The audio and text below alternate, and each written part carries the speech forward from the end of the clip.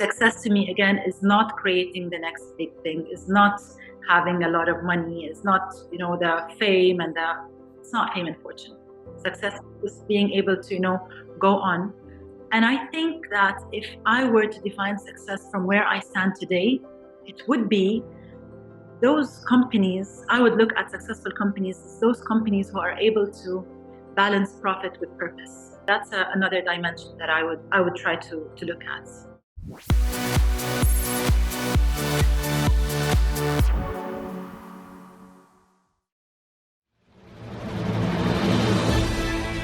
This is the One Day Podcast. My name is Omar Al-Majali, and each week I am bringing you some of the most accomplished and inspiring minds in the Middle East and the world to give you a glimpse of their professional life and pull back the curtain a bit on the real and untold story of their success, to inspire you and help you learn from those who have walked the walk so you could move one day closer to your own goals. Hope you enjoy this episode.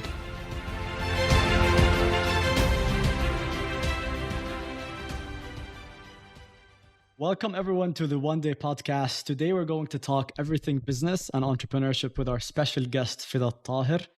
Fida is a Jordanian serial entrepreneur who started two businesses, Zaytouna.com, which evolved to Atbaki, and is one of the largest Arabic digital food recipe platform today. Prior to taking on the entrepreneurial journey, Fida worked in the media domain for 9 years, and that's where she gained her experience in digital content from. One thing you can't deny about this Jordanian entrepreneur is her passion towards supporting and empowering women in the region. And it is reflected in everything she does. Fida served as the ambassador for Women Entrepreneurship Day in Jordan for 4 years, which is a global organization across 144 countries, empowering millions of women around the world. She is also the co-founder and chairperson of the ongoing Women in Business Arabia Network, which includes more than 40,000 active members with a mission to connect, support, and celebrate our women in business. Today, Fida is a managing partner at Amam Ventures, which is a fund that offers innovative financial solutions, particularly to those businesses that are catering to gender equality. We're going to dig into all of that. Welcome, Fida. Thank you for having me, Omar. Thanks for taking the time with us. Bilaks, how are you doing? How's life been lately? I know you've been traveling, you've been busy. How's it going? Well, it's been pretty hectic. I keep telling myself it's just a phase, but I think I need to, get comfortable with the fact that this is life. This is life. It's not seasonal. It's not like it's the season. It's fall, but then it's winter, but then it's summer. People are busy, but it's throughout the year, huh? Throughout the year, and Omar, I think you forgot to mention something that's important, which is I have 4 kids. Yeah. I do have. I was going to tap into that by our conversation, but yes, I do have 2 full-time jobs, which is crazy. Honestly, يعطيكم العافية. I don't know how you guys do that, but being a mom is a full-time job, to be honest. A parent. True, a parent. Equal responsibility. Yep. Fida, did you ever see yourself getting here? Did you ever thought to yourself, did you ever aspire to be where you are today? Thinking, and I'm going to be Fida that I am today, the mother, the entrepreneur, the businesswoman, all of that. The short answer is no. I think I started taking my life seriously at 27, I would say. I don't think I had a clue of what I wanted to be. And I think that I still ask myself that question every day. I still ask myself, so what do I want to be when I grow up? And I feel like, every 6, 7, 8 years, I enjoy, starting a new journey from scratch and learning something new. Yeah, me, to be honest. Obviously, that's comforting to hear because I feel a lot of people my age and the end of my 20s, and honestly, we struggle. I mean, I definitely don't have things figured out, and I always think to myself, am I ever going to reach a point where خلاص بصير أحكي لحالي إنه I'm there and this is what I want? But it seems like the more I talk to people, لا, that's not the case. صح? It's a continuous question of what's next. Absolutely. Yeah. So I still want to do things when I grow up. That's amazing. And to view also your life in chapters, rather than just like one ongoing career progression or corporate ladders. I think the time is changing now. People are looking at their lives very chapter-based. إنه خلاص, I did this chapter, now I can pivot to something else. I can do something simultaneously. Absolutely. absolutely. And since we're going to talk about entrepreneurship, I think the average age for globally for an entrepreneur to start is 40, if I'm not mistaken. Oh, really? Yeah, Oof, that's crazy. I had no clue. yeah, Wallah, yeah, you'd think that's late, but no, not really. exactly, Wow. exactly. La, I Yeah. had no clue. But yes, we're going to get into entrepreneurship for sure. Fida, maybe before we start, just give us some background and insight into your educational and professional career. Because at some point you were media, but then you jumped into entrepreneurship and tech. So I'm curious to see what was going on, what thought process went in your head. Uh, there was no process, to be honest. It was just, I stumbled upon opportunities and I decided to take them. I studied media, communication arts. I focused on TV, radio, TV, and film production. I was also into theater, so I've always wanted to do something related to theater.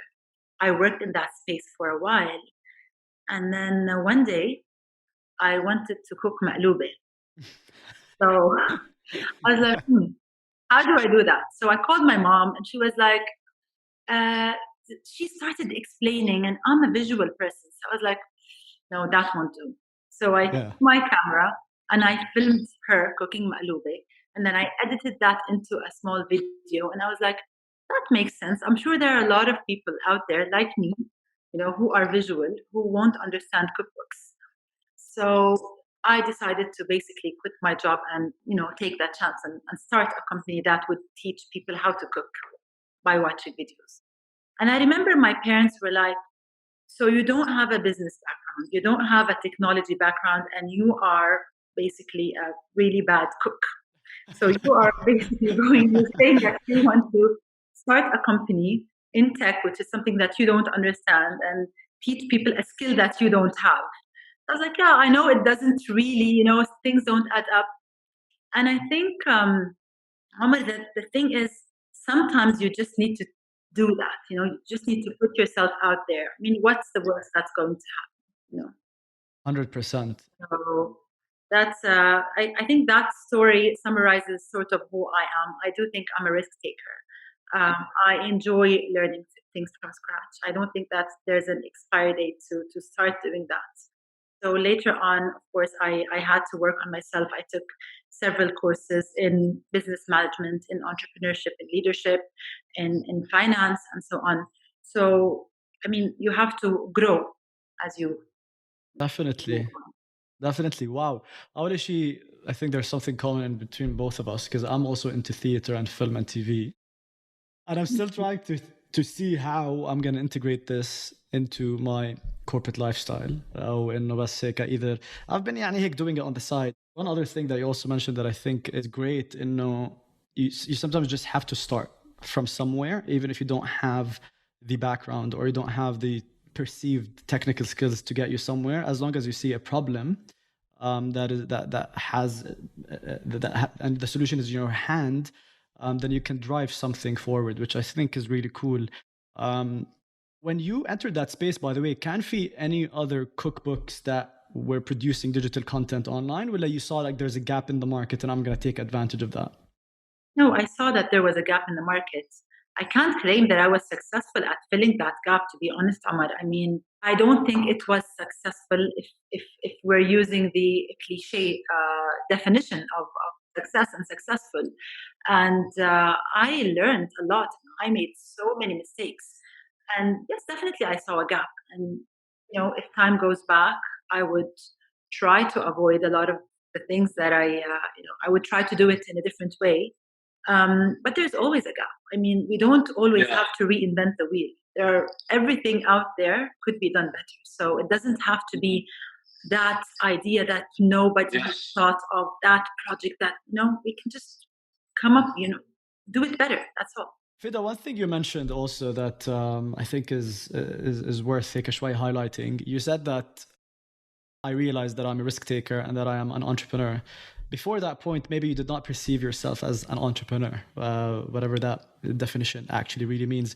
Do you think that you've always had it in you? Because sometimes أنا بطلع على entrepreneurs out there بحس إنه maybe some people have it in them more whatever, maybe entrepreneurship is defined by risk taking. I do feel that sometimes people have it in them more. Is that true from your perspective? Do you feel like maybe we all have the potential to be entrepreneurs? Did you see it in yourself all along? I've always been an intrapreneur. So I think so. My old boss would trust me with things. My job was mine. I owned it. I owned it. I owned everything that was related to my job. I wasn't doing it just because I was there. I was an employee. I was doing a 9 to 5 and so on.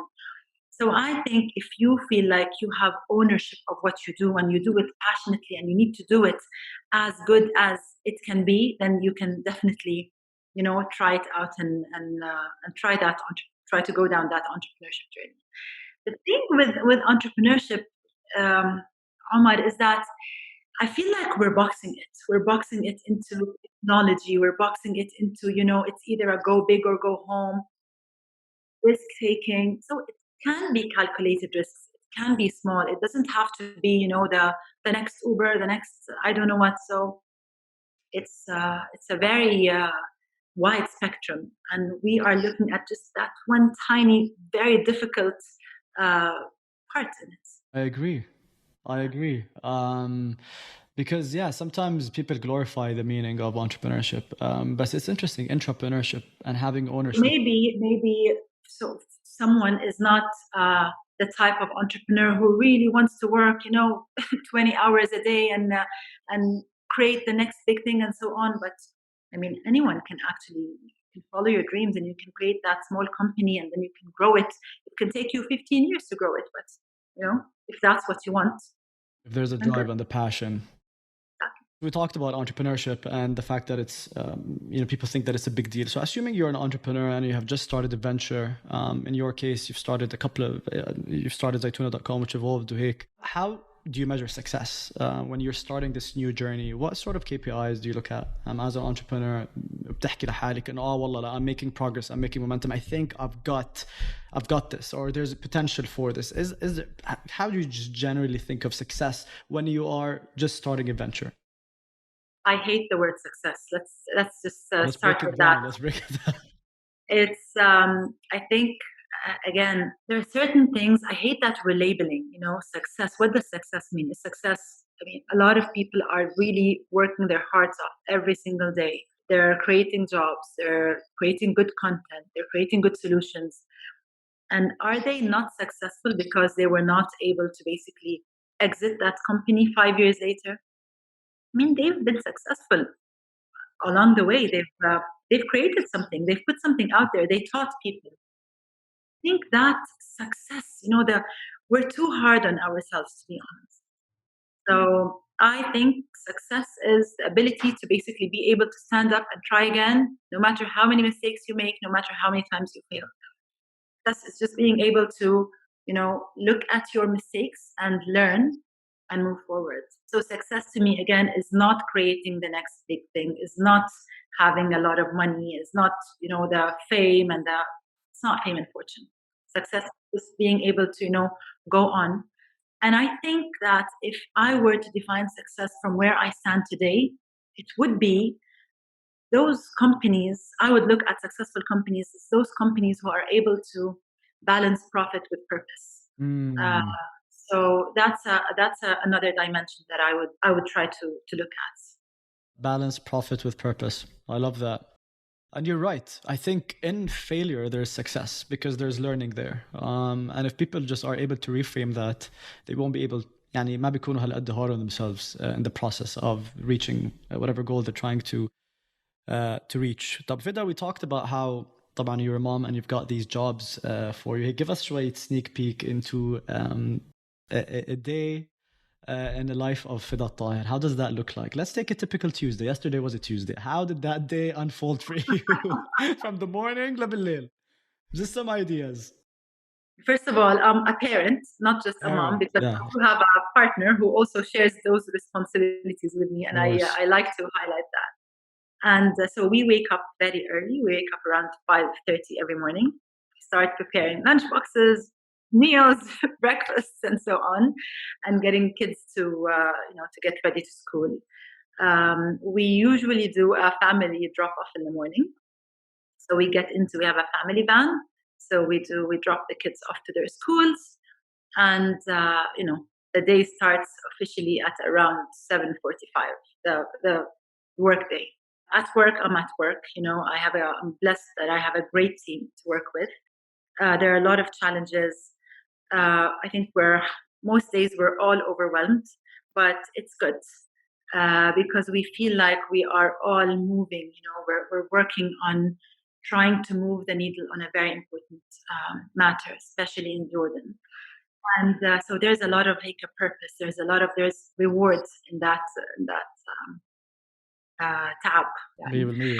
And as soon as I'm back home, I usually shift to. I'm not sure if I should say this in an interview, but I'm trying to be as transparent as possible. I usually actually use the toilet in the office before I go home because I know that as soon as I get home, my kids are all over me. So that's when I start my second shift job. And, I do that until 7:30 when I tuck the kids in. And, we have 2, 3, 4 hours to breathe and socialize and catch up and do whatever. So this is a typical day. Of course, some days there are a lot of surprises where things happen at work, a child gets sick, Life throws you a curveball. Exactly. So how do you organize your weeks or your days? That's something, by the way, I ask all my guests. I'm curious as to how those, successful entrepreneurs, parents, how do you organize your weeks or your day? Is there a system for you? Is there a ritual? Is there an app that you use? Is there any tip that you could give us to organize our lives maybe? So at work, we do a lot of check-in meetings. A lady that I've worked with a while back taught me this, stand-up meetings, like really quick stand-up meetings. Yes, زي هدول الagile development company stand-ups. So those are really efficient.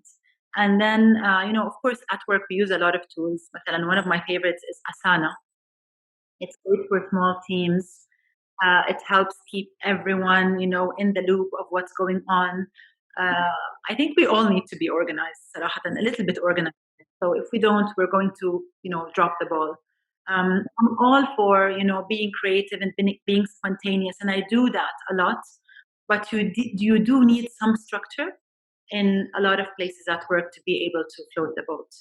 I also have I depend on a support system. So I have my mother who retired a few years ago, and my father-in-law, and and my mother-in-law.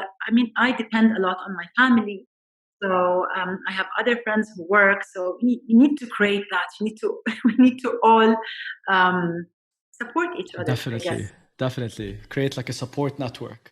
And Asana is a work management tool, صح? It's like a work management tool that all the teams have access to, and you can organize it into lists and notes and with deadlines and owners, صح? It's great for small teams, خصوصاً. And there's another really nice tool that I'd like to mention, actually, because it's actually a Lebanese entrepreneur created it. It's called Pentagram. It's a pipeline management tool. So this is a really, really nice, a project tool. management tool. I love it. It's pipeline management. Oh, it's pipeline management. Yeah, it's great for fund managers. Hello, it's called Pentagram. So I love the fact that this came out of the region, and I think that this could go places. Nice. And anything that comes out of the region, صراحة, I would love to be. I would love to use it. Hello. Yeah. So for all those fund managers out there, anyone in that funding space, Pentagram. Yeah. So Fida, you talked about how you wake up every day and you're fulfilled at work because you're doing something that's moving the needle on an agenda that's very important in Jordan, and I think in the region, really. Today you are the managing partner. In the world, actually. The world. Maybe more pronounced in the region, but actually world. ما حتى بعرف. I don't have the statistics to back it up, but I would assume in the region because culturally هيك. Today you're the managing partner of Amam Ventures. Can you tell us more about the idea, the mission, what you guys do? Of course. So Amam is an impact fund, which means that we invest in companies. We measure financial returns, but we also measure social and environmental returns. We also invest with a gender lens. A gender lens does not mean that we only support female entrepreneurs or women owners and founders, we invest in companies that are committed to equal opportunities. We use a global criteria that's out there called the 2X criteria, which is, very simple. I think it should be in every company. It says the company has to have either a female on the ownership structure, or 30% of the senior management, or a certain percentage, like 30 to 40% of the overall team, or companies that create products or services that benefit women. So it's one of those four. So I think this is very broad.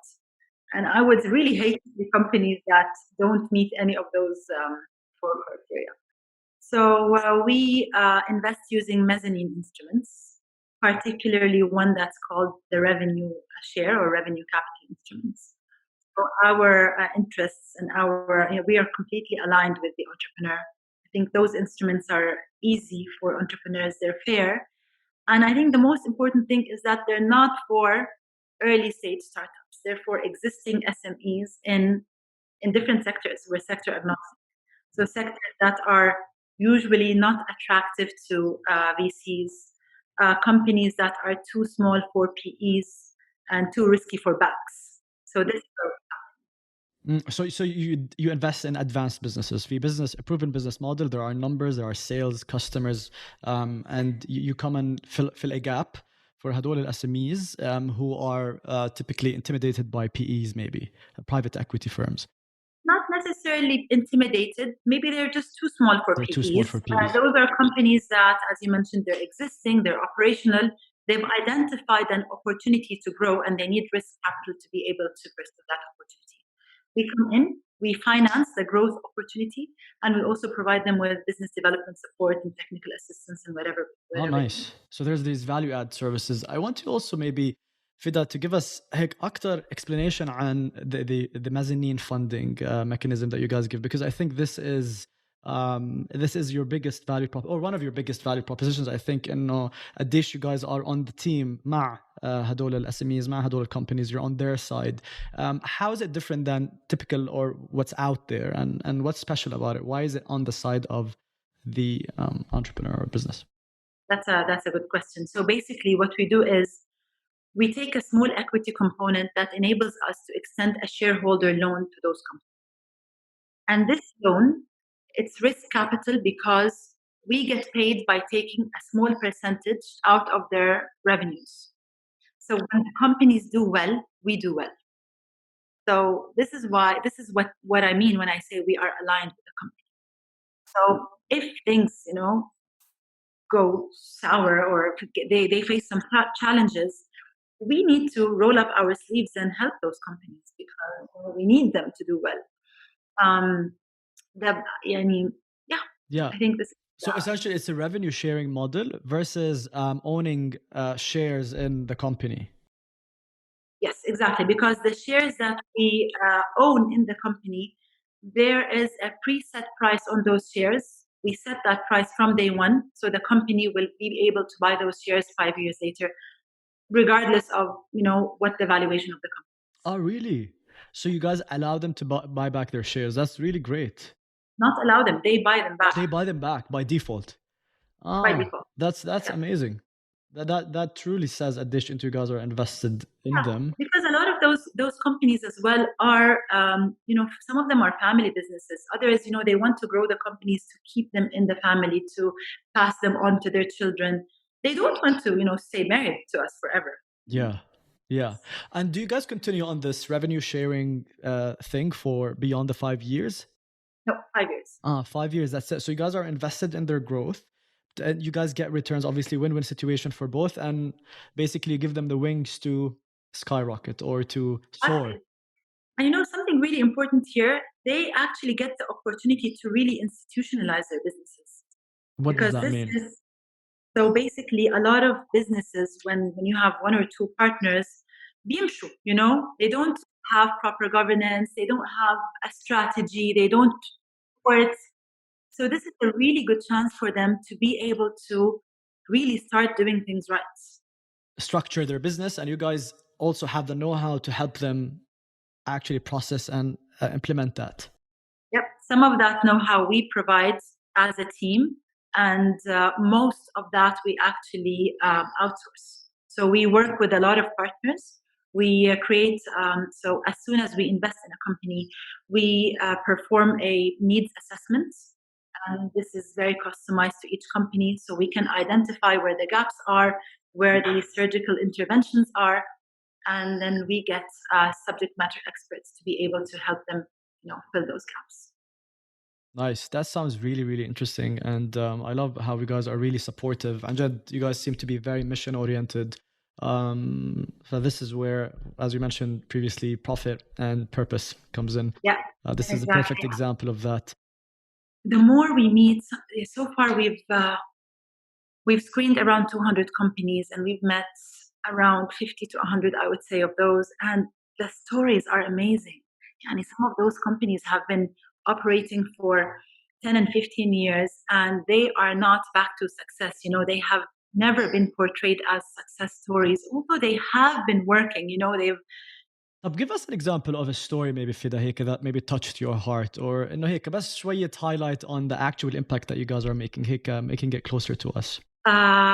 Sure. I can tell you about an investment that we just closed with this really special lady. We financed an opportunity for her to create a factory that produces vocational training.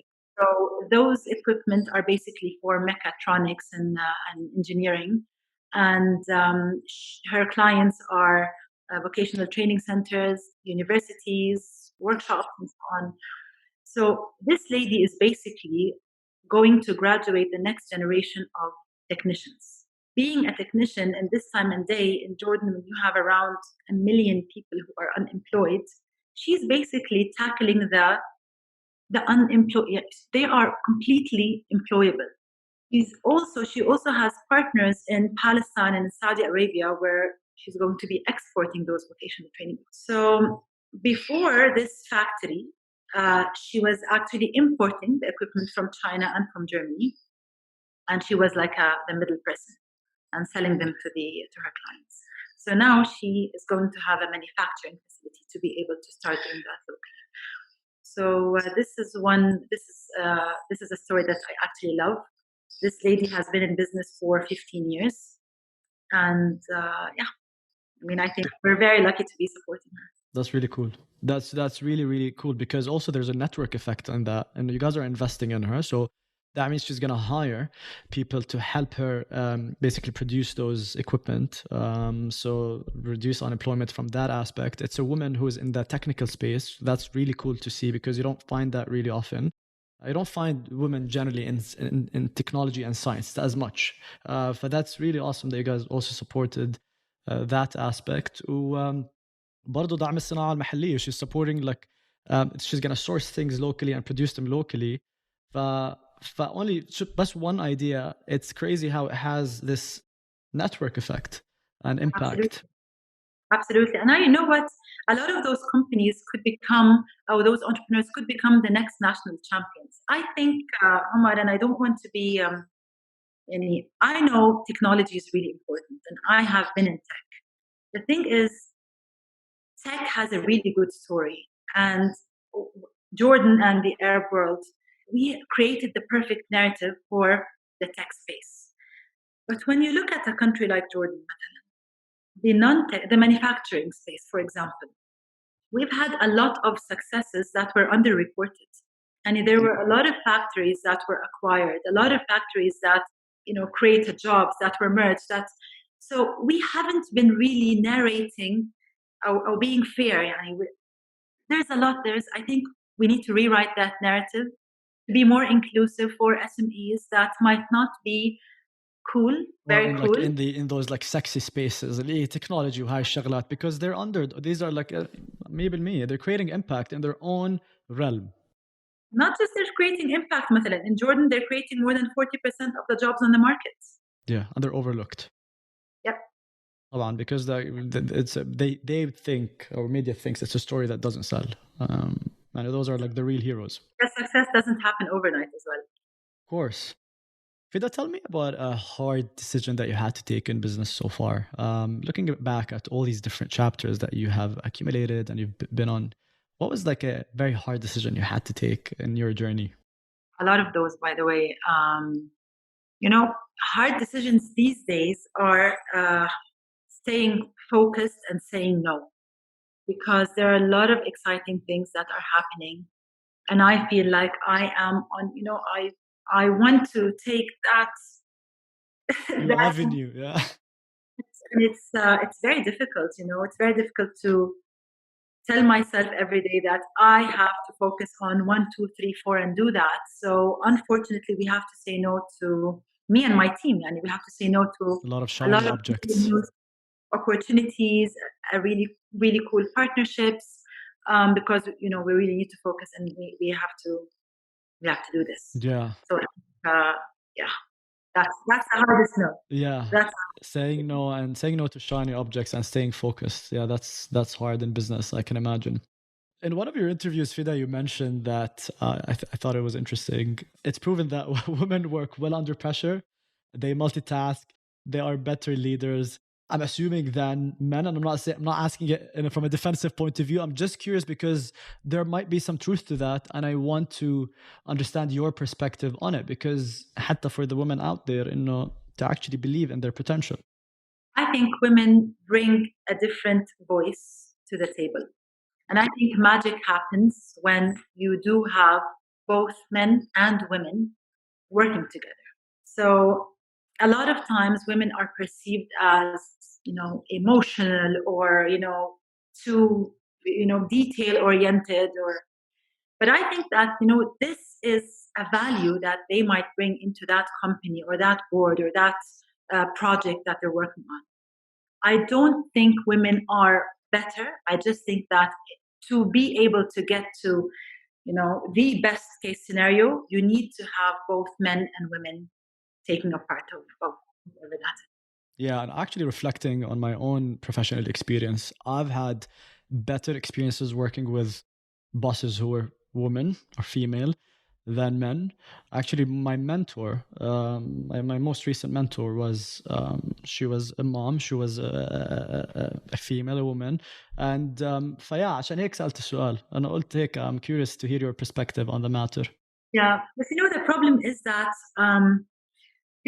there's that bad reputation of women not supporting other women. And I hate when I hear that, because humans do that sometimes. I met a lot of men who were not supportive of men or women or anyone. Why do we have to pick on that one or two or three women who are mean, مثلا? So through women in business with like 45,000 members, it's really heartwarming when you see so many women who are just willing to pay it forward, willing to support other women, to answer questions for free, to open doors. Which is great. And the theme of women is very dominant and present in everything you do, Fida. صراحة. Like I mentioned in the intro some credentials and some of the things that you're doing. It's very evident in your business, your value proposition today by Amam Ventures. I want to know why. Why is that the case? Is there something that maybe you had an example growing up? Is that something from childhood? Was there a switch? Or did you always have it in you? Why are you so driven to impact women? Not saying that other women are not, but it seems like it's very at the core of everything you do, or maybe. Because it's not fair. It's not fair that مثلا, a country like Jordan is the lowest country in the world when it comes to women's economic participation, when we are actually one of the most countries with women who hold degrees or higher. Because it's unfair that even the law doesn't give women the same rights while we're being asked for the same responsibilities. Because I don't want to raise my daughter, to dream of, just getting married and being a princess. And I don't want to raise my daughter to, set limits for herself of what she can or cannot do. She was not born to be a princess. She was born to basically be whatever she wants to be. So you're basically like building the path for the future generations, for them to have these opportunities and to dream and to be able to think that they could achieve these things عشان الصغار بتطلعوا دائما على their role models. So the more we have women in leadership and women's success stories, little girls will see those success stories growing up and فجأة بصيروا they believe in themselves that they could do it too, because these examples are evident.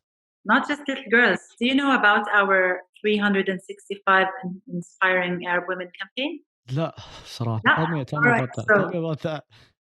3 years ago, we had this survey, and one of the questions was, do you have a role model? And if yes, then who? Approximately 50% of women said that they don't have a role model. And the other 50% said that the role models were the prophets, the king, the queen, their parents, and even Oprah Winfrey made it to a few answers. So I was like, come on, this can't be happening. So my partner Tamara and I were like, you know what? We need to do something about that. That can't be, the status quo.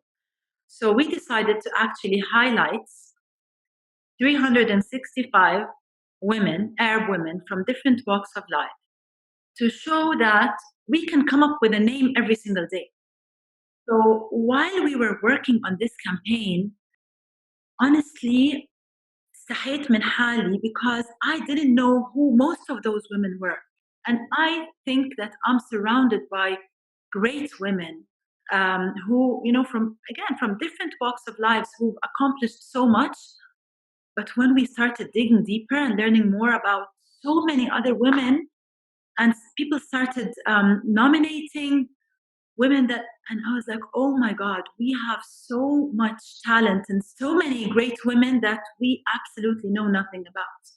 And what was interesting about this campaign is that a lot of men actually got in touch with us saying that they feel so proud of their wives, their daughters, their sisters. And, as a lot of Arab men usually shy away from talking about the achievements of the females in their families. And women were like, I for the first time, I feel proud of being an Arab woman and so on. So this campaign actually organically had 40 million impressions. And it was everywhere. And my phone number was somehow Thrown in the circulated. mix. I started, in a good way this time. So no death threats or anything. People were really, really reaching out because they were touched. Wow. So I do think that having role models is something extremely important. And the role models, they have to be people from your same circle. Yeah. If I am a teacher, then I need to be able to see people in the educational space. Where was this campaign running? It was running on social media. Social media. That is so cool. And that's actually a great idea. And I'm sure it did touch people's lives. Why is it that we don't know of enough success stories? Is it because of exposure? Because we box success. We box success. Someone told me something 2 days ago, and I still can't get it out of my mind. He said, we celebrate mediocrity. I doubted myself for a few minutes, and I was like, really? Do we celebrate mediocrity? Is what we're doing, for example, with Amam Ventures, are we celebrating, are we investing in mediocrity? I was like, why do we have to keep labeling things if it's not something that's $1 billion, then it's mediocre. If it's not something that's scaling to the whole world, then it's mediocre. I think we should stop labeling or defining what success is, what a mediocre company or a mediocre person is. I think we need to get rid of all those things, just unlearn all that, and redefine what success really means, because أنا مش معقول وصلنا هاي المرحلة. And at the end of the day, these definitions are just products of humans who have came up with these concepts. So have you read Sapiens? It's the imagined reality. Yeah? No, I have not read Sapiens, but it's on my high to do read list.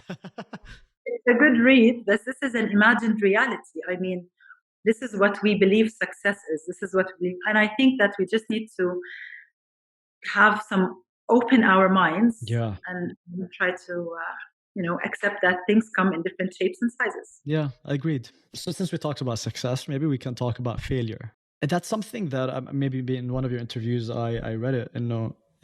You mentioned something along the lines of, we all have the fear of failing, but maybe it's more pronounced within women. Do you think this is true across regions, or do you think maybe عندنا هون the Arab world, this is something that is dominant, maybe because of our culture? What is your perspective on this today? I believe in this today even more than before. When we see those amazing female entrepreneurs come and pitch, and we look at their projections and we look at their plans, they're always very conservative. They are always too conservative. And I'm like, why? And like, no, no, no. بخاف, بخاف. I don't want to promise anything that I can't deliver. And looking back at all that, they always actually over deliver and overachieve. So I do think that I've been seeing that this is something that I see across. Across, it doesn't matter انه مش عندنا بس مثلا the Arab world. No, مش عندنا بس. This is number one.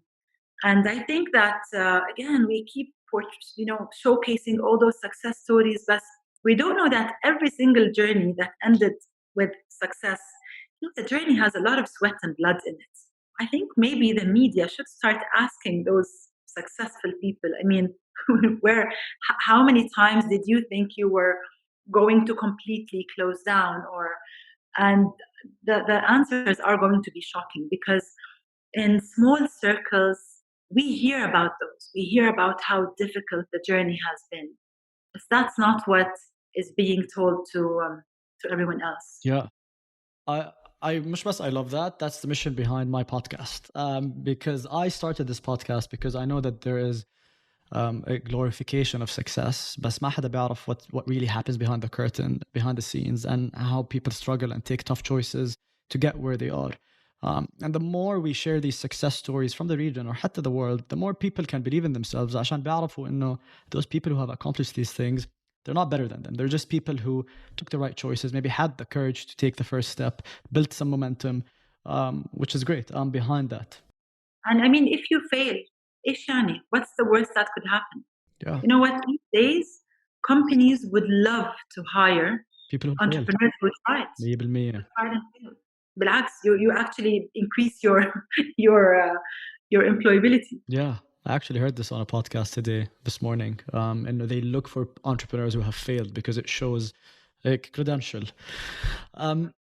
Then Fida, off of that, what's the biggest advice would you give to women entrepreneurs out there in the region, especially to our Arab region, who are maybe they have an idea, they think they can do it, but see this fear that's holding them down. Maybe they feel like they don't have the gut for it. Maybe they are faced with a choice of career versus family, whatever the scenario may be.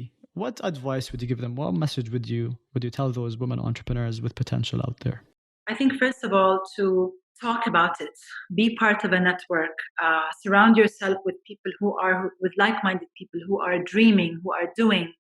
I think in this time and day, there's no excuse for saying, I don't know, because there's always someone you can ask. There's always a podcast you can listen to, a course you can attend. There are a lot of resources. So there are no excuses these days. So I think it's just that they need to invest in themselves. They need to really work on that before anything else. Like, go out there, seek help. There's someone who probably can help you out. Talk about it. When you talk about it, it becomes more tangible.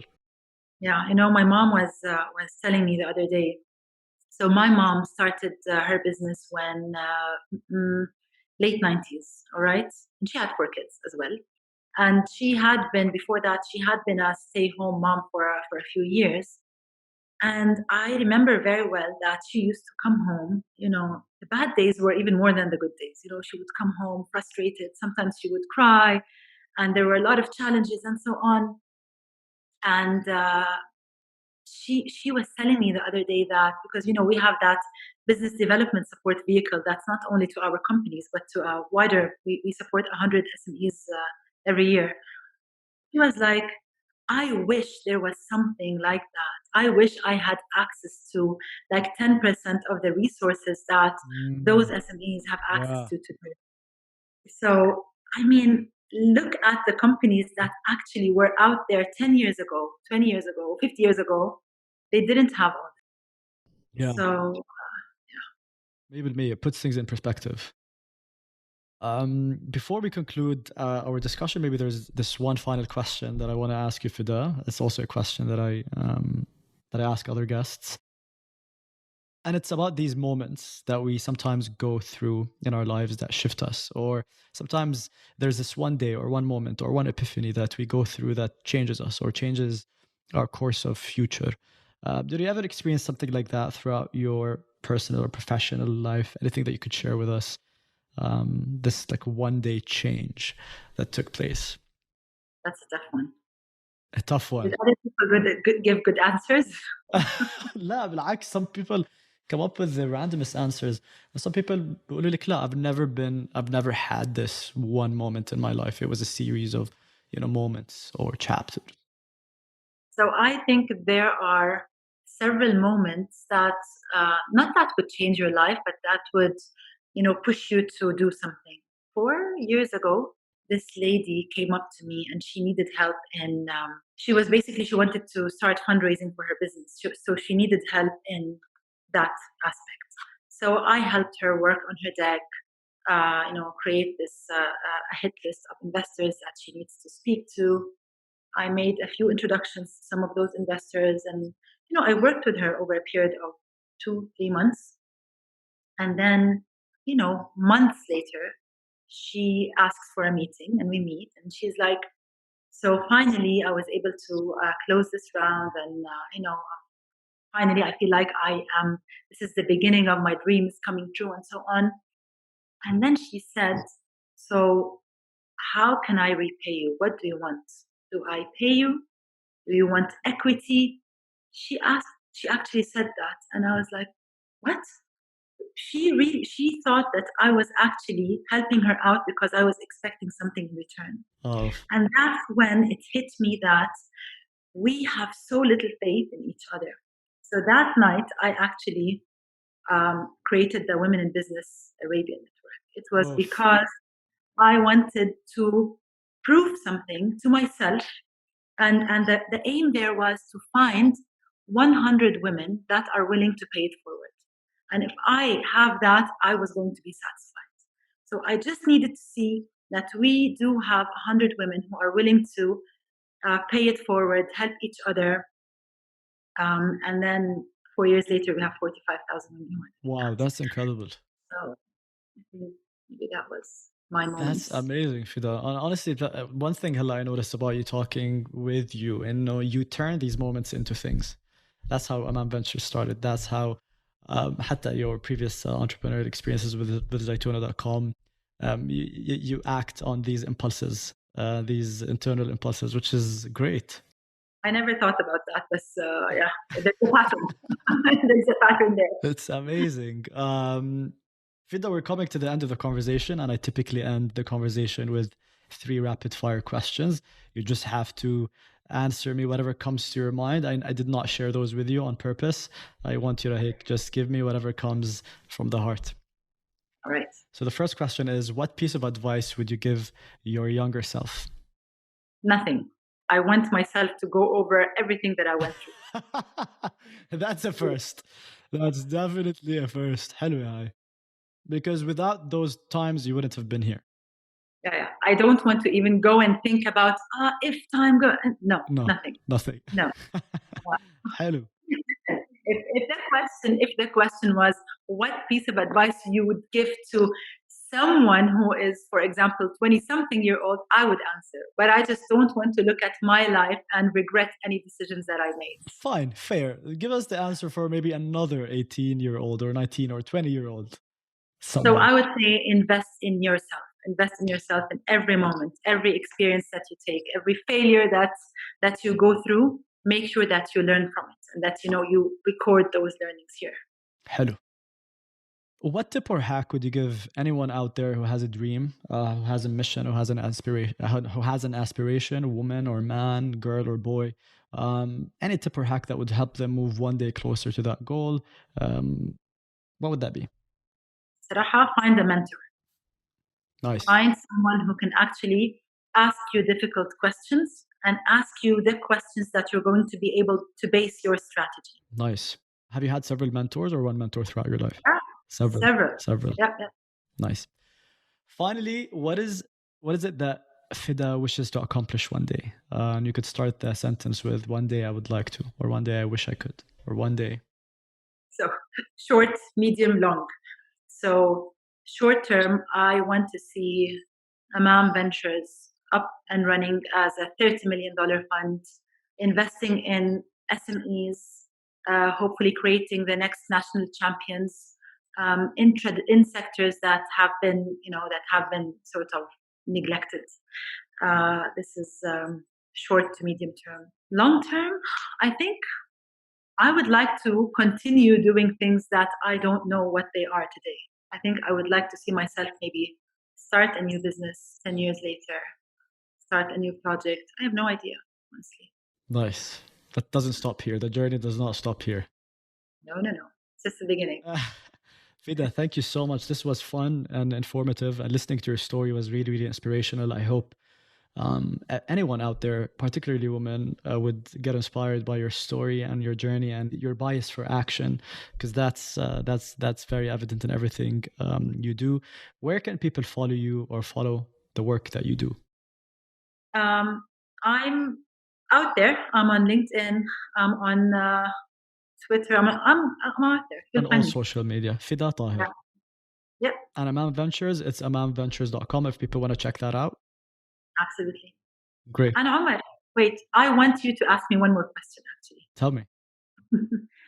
So I was thinking, I want to put out there like one last piece of advice for women and for mothers and for women who are getting married, so don't think of yourself as the weaker link in that relationship. I mean, it starts at home and it starts with your personal life. So if you give yourself the position as an equal partner in your personal life, you will be able to basically do that in your professional life. So just try to, maintain that. And I think that's really important. That's amazing. And that's a powerful way to end our conversation. I hope you enjoyed this episode and that you were able to pick up a thing or two that could help you in business or life. If you would like to hear more conversations like these and you're not yet a subscriber, go ahead and subscribe through your preferred podcast platform. And follow us on Instagram at oneday.thepodcast. And you could reach me on my personal Instagram account at @o_almajali. And last but not least, if you prefer to watch the full episode on video, then you can do so on our YouTube channel, One Day the Podcast. Till next time.